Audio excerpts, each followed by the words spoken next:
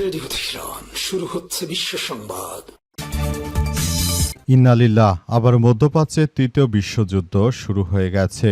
মার্কিন যুক্তরাষ্ট্র ও ইহুদিবাদী ইসরায়েলকে কোনোভাবেই ছাড় দেবে না ইরান। ইরানের পক্ষ থেকে পাকিস্তানে কোনো প্রতিনিধি পাঠানো হয়নি। এর ফলে পুরোপুরি ফেঁসে গেছে মার্কিন যুক্তরাষ্ট্র এবং ইহুদিবাদী ইসরায়েল। তারা ইরানের সঙ্গে যুদ্ধবিরতি করতে না পারলে এবং হরমুজ প্রণালী যদি এভাবে বন্ধ থাকে তাহলে পুরোপুরি ফেঁসে যাবে। তারা কোনোভাবে আসলে কোনো কিছু করতে পারবে না। পরিস্থিতি খুবই ভয়াবহ আকার ধারণ করেছে।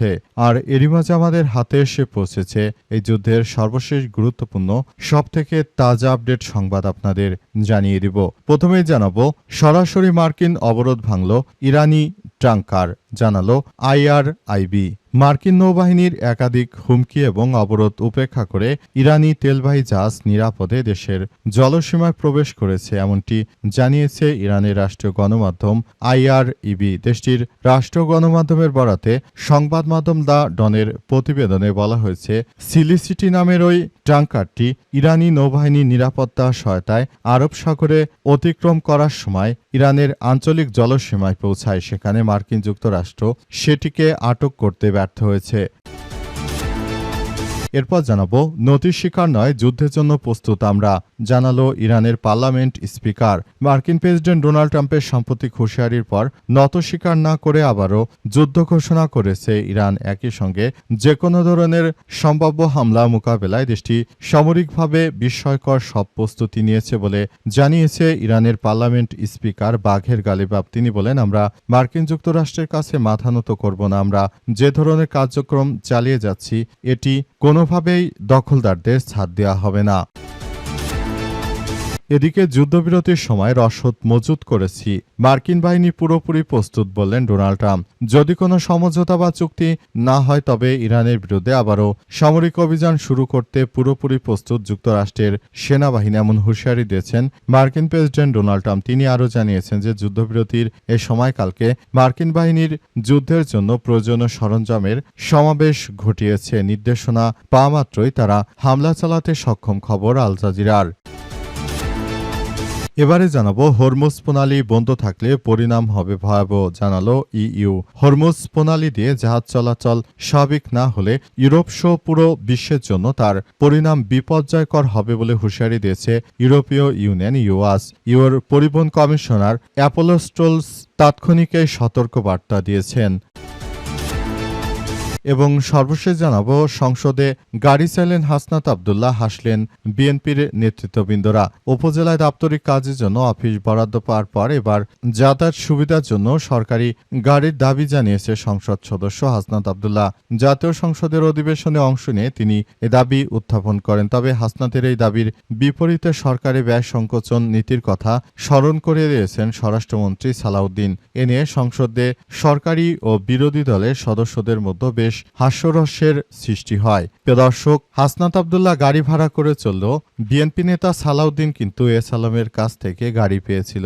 তিনি সেই গাড়ি নিয়ে চলাচল করে থাকেন। প্রথমেই তিনি শিলং সালাউদ্দিন তিনি এস আলমের কাছ থেকে গাড়ি পেয়ে সেই গাড়িতে চলাচল করেছেন। সুতরাং এখন তার ব্যয় সংকোচন নীতি, বিষয়টি হাস্যকর। প্রিয় দর্শক, এতক্ষণ শুনছিলেন সংবাদ শিরোনাম, এবারে বিস্তারিত। তবে তার আগে বন্ধুরা, অনুরোধ থাকবে এই সংবাদটিতে একটি লাইক দিন। এই চ্যানেলে আপনি নতুন হয়ে থাকলে আমাদের সংবাদটি দেখতে দেখতে চ্যানেলটি সাবস্ক্রাইব করে রাখুন। কমেন্ট করে বন্ধুরা আপনার মূল্যবান মতামত জানিয়ে দিন আপনি বিশ্বের কোন দেশ থেকে বা বাংলাদেশের কোন স্থান থেকে আমাদের সংবাদটি দেখছেন এবং শুনছেন। আর বন্ধুরা, সংবাদটি আপনার সোশ্যাল মিডিয়া ফেসবুকে শেয়ার করে বন্ধুদেরও দেখার সুযোগ করে দিন। গাজা যুদ্ধে আপনি যদি নিরীহ ফিলিস্তিনিদের ভালোবেসে থাকেন বন্ধুরা, কমেন্টে ইয়েস লিখে পুরো বিশ্বকে আমাদের এই সংবাদটি দেখার সুযোগ করে দিন। এবারে বিস্তারিত। সরাসরি মার্কিন অবরোধ ভাঙল ইরানি ট্যাঙ্কার, জানালো IRIB। IRIB মার্কিন নৌবাহিনীর একাধিক হুমকি উপেক্ষা করে ইরানি তেলবাহী জাহাজ নিরাপদে দেশের জলসীমায় প্রবেশ করেছে, এমনটি জানিয়েছে ইরানের রাষ্ট্র গণমাধ্যম IRIB। দেশটির রাষ্ট্র গণমাধ্যমের বরাতে সংবাদ মাধ্যম দ্য ডনের প্রতিবেদনে বলা হয়েছে যে সিলিসিটি নামের ওই ট্যাঙ্কারটি ইরানি নৌবাহিনীর নিরাপত্তা সহায়তায় আরব সাগর অতিক্রম করে সোমবার রাতে 20 এপ্রিল ইরানের আঞ্চলিক জলসীমায় পৌঁছে গেছে। প্রতিবেদনে বলা হয়েছে বর্তমান জাহাজটি ইসলামিক প্রজাতন্ত্র ইরানের দক্ষিণাঞ্চলে একটি বন্দরে নোঙর করা হয়েছে এবং বর্তমান পরিস্থিতিতে মার্কিন যুক্তরাষ্ট্রকে ধসিয়ে দিচ্ছে ইরানের ইসলামী বিপ্লবী গার্ড বাহিনীর সদস্যরা। দখলদারদের কোনোভাবেই আসলে ধ্বংস স্তূপে কোনোভাবেই দখলদারদের আসলে রক্ষা করা যাবে না, পুরোপুরি সবকিছু তছনছ করা হয়েছে। মধ্যপ্রাচ্য জুড়ে দখলদার ইসরায়েলি বাহিনী এবং পুরো বিশ্ব জুড়ে যে কার্যক্রম শুরু হয়েছে, এতে করে সারা বিশ্বের বুকে ইহুদিবাদীরা এবং মার্কিন যুক্তরাষ্ট্র পুরোপুরি ভেসে গেছে। তারা শুরু থেকে ইরানের বিরুদ্ধে যে যুদ্ধ শুরু করেছে, এই যুদ্ধে তারা আসলে কোনো জয়লাভ করতে পারেনি, বরং নিজেরা হেরে গেছে। তাই এখন এই হেরে যাওয়ার পর তারা মার্কিন যুক্তরাষ্ট্র এবং ইহুদিবাদীরা মিলে ইরানের বিভিন্ন আর্থিক ক্ষতি করার অনেক অপচেষ্টা চালাচ্ছে। তবে আমরা মনে করি এই প্রচেষ্টা সবার জন্য অব্যাহত থাকার বিষয়টি খুবই গুরুত্ব দিয়ে দেখতে হবে বলে নিশ্চিত করা হয়েছে এবং পুরো পরিস্থিতি দখলদার ইসরায়েলি বাহিনীর বিরুদ্ধে গিয়ে তারপর ভবিষ্যতের একটি শক্তিশালী ইরান গঠন করতে চায় IRGC।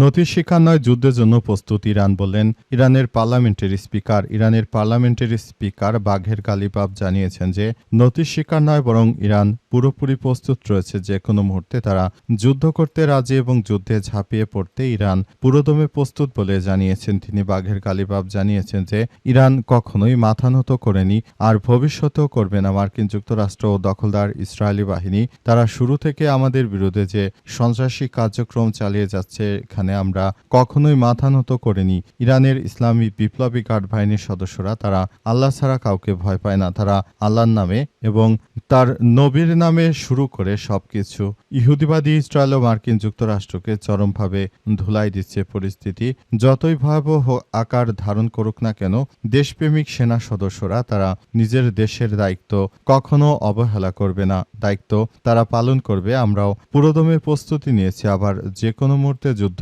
শুরু হলে আমরা এর জন্য সব ধরনের ভাবে প্রতিরোধ গড়ে তুলতে প্রস্তুত বলে জানানো হয়েছে। মধ্যপ্রাচ্য জুড়ে দখলদার ইসরায়েলি বাহিনী ও মার্কিন যুক্তরাষ্ট্র যে ধরনের কার্যক্রম শুরু করেছে, এই কার্যক্রমগুলো অত্যন্ত জটিল আকার ধারণ করেছে। ইহুদিবাদীরা শুরুতে ইরানের বিরুদ্ধে এই যুদ্ধ শুরু করার পর নিজেরা মনে করেছিল তারা যুদ্ধে হয়তো জিতে গেছে, কিন্তু পরিস্থিতি এখন দখলদারদের পুরোপুরি বিরুদ্ধে চলে গেছে। দখলদারেরা এখন চাইলেও কোনো কিছু করতে পারছে না, তারা ইরানের কাছে ধরাশায়ী হয়েছে। মার্কিন যুক্তরাষ্ট্র এবং দখলদার ইসরায়েলি বাহিনী যে ধরনের কার্যক্রম আসলে শুরু করেছিল, এটি কোনো সভ্য দেশ এটা করতে পারে না। নিরীহ মানুষদেরকে তারা ধ্বংস করার মধ্য দিয়ে আবারও ভয়াবহ একটি আকার ধারণ করেছে এবং এই কার্যক্রমগুলো চালাতে গিয়ে দখলদার ইসরায়েলি বাহিনী নিজেরাই চরমভাবে ফেঁসে গেছে। নতুন করে আবারও একটি ভয়াবহ সংঘাতময় পরিস্থিতি আসলে চালিয়ে যাচ্ছে দখলদার ইসরায়েলি বাহিনী। তারা শুরু থেকে আবার একটি খারাপ অবস্থানের মধ্য দিয়ে এগিয়ে যাচ্ছে এবং তারা খুবই খারাপ আকারের মধ্য দিয়ে যাচ্ছে। নথি স্বীকার নয়, যুদ্ধের জন্য প্রস্তুত ইরান, বললেন ইরানের পার্লামেন্টের স্পিকার। ইরানের পার্লামেন্টের স্পিকার বাঘের গালিবাফ জানিয়েছেন যে নথি স্বীকার নয়, বরং ইরান পুরোপুরি প্রস্তুত রয়েছে। যে কোনো মুহূর্তে তারা যুদ্ধ করতে রাজি এবং যুদ্ধে ঝাঁপিয়ে পড়তে ইরান পুরোদমে প্রস্তুত বলে জানিয়েছেন তিনি। বাঘের গালিবাফ জানিয়েছেন যে ইরান কখনোই মাথা নত করেনি আর ভবিষ্যতেও করবে না। মার্কিন যুক্তরাষ্ট্র ও দখলদার ইসরায়েলি বাহিনী তারা শুরু থেকে আমাদের বিরুদ্ধে যে সন্ত্রাসী কার্যক্রম চালিয়ে যাচ্ছে, আমরা কখনোই মাথা নত করিনি। ইরানের ইসলামী বিপ্লবী গার্ড বাহিনীর সদস্যরা তারা আল্লাহ ছাড়া কাউকে ভয় পায় না। তারা আল্লাহর নামে এবং তার নবীর নামে শুরু করে সবকিছু ইহুদিবাদী ইসরায়েল ও মার্কিন যুক্তরাষ্ট্রকে চরমভাবে ধুলাই দিচ্ছে। পরিস্থিতি যতই ভয়াবহ আকার ধারণ করুক না কেন, দেশপ্রেমিক সেনা সদস্যরা তারা নিজের দেশের দায়িত্ব কখনো অবহেলা করবে না, দায়িত্ব তারা পালন করবে। আমরাও পুরোদমে প্রস্তুতি নিয়েছি। আবার যে কোনো মুহূর্তে যুদ্ধ শুরু হলে আমরা এর জন্য সব ধরনের ভাবে প্রতিরোধ গড়ে তুলতে প্রস্তুত বলে জানানো হয়েছে। মধ্যপ্রাচ্য জুড়ে দখলদার ইসরায়েলি বাহিনী ও মার্কিন যুক্তরাষ্ট্র যে ধরনের কার্যক্রম শুরু করেছে এই কার্যক্রমগুলো অত্যন্ত জটিল আকার ধারণ করেছে। ইহুদিবাদীরা শুরুতে ইরানের বিরুদ্ধে এই যুদ্ধ শুরু করার পর নিজেরা মনে করেছিল তারা যুদ্ধে হয়তো জিতে গেছে, কিন্তু পরিস্থিতি এখন দখলদারদের পুরোপুরি বিরুদ্ধে চলে গেছে। দখলদারেরা এখন চাইলেও কোনো কিছু করতে পারছে না, তারা ইরানের কাছে ধরাশায়ী হয়েছে। মার্কিন যুক্তরাষ্ট্র এবং দখলদার ইসরায়েলি বাহিনী যে ধরনের কার্যক্রম আসলে শুরু করেছিল এটি কোনো সভ্য দেশ এটা করতে পারে না। নিরীহ মানুষদেরকে তারা ধ্বংস করার মধ্য দিয়ে আবারও ভয়াবহ একটি আকার ধারণ করেছে এবং এই কার্যক্রমগুলো চালাতে গিয়ে দখলদার ইসরায়েলি বাহিনী নিজেরাই চরমভাবে ফেঁসে গেছে। নতুন করে আবারও একটি ভয়াবহ সংঘাতময় পরিস্থিতি আসলে চালিয়ে যাচ্ছে দখলদার ইসরায়েলি বাহিনী। তারা শুরু থেকে আবার একটি খারাপ অবস্থানের মধ্য দিয়ে এগিয়ে যাচ্ছে এবং তারা খুবই খারাপ আকারের মধ্য দিয়ে যাচ্ছে।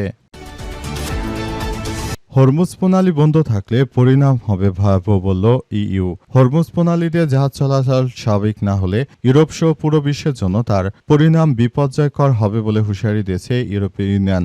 আজ ইইউর পরিবহন কমিশনার অ্যাপোস্টোলোস জিনকোস্ট এই সতর্কবার্তা দিয়েছেন। বর্তমান সংকট মোকাবেলায় ইউরোপীয় ইউনিয়নের পরিবহন মন্ত্রীদের এক জরুরি ভিডিও কনফারেন্স অনুষ্ঠিত হয়। সেখানে তিনি জানান যে ইউরোপের বিমান বন্দরগুলোতে জেট ফুয়েলের তীব্র সংকট দেখা দিয়েছে। পরিস্থিতি সামাল দিতে ইইউ বর্তমানে যুক্তরাষ্ট্র সহ অন্যান্য উৎস থেকে বিকল্প উপায় জ্বালানি সংগ্রহের চেষ্টা করছে। তবে জ্বালানি সংকট থাকলে এখন আতঙ্কিত হওয়ার কিছু নেই বলে আশ্বস্ত করা হয়েছে ওই কর্মকর্তার পক্ষ থেকে। তিনি আরও জানিয়েছেন আগামী কয়েক সপ্তাহ বা মাসের মধ্যে ব্যাপকভাবে ফ্লাইট বাতিলের কোনো লক্ষণ এখন পর্যন্ত নেই, তাই মানুষের জীবনযাত্রা বা যাতায়াতের ক্ষেত্রে এই মুহূর্তে হস্তক্ষেপ করার প্রয়োজন দেখছি না।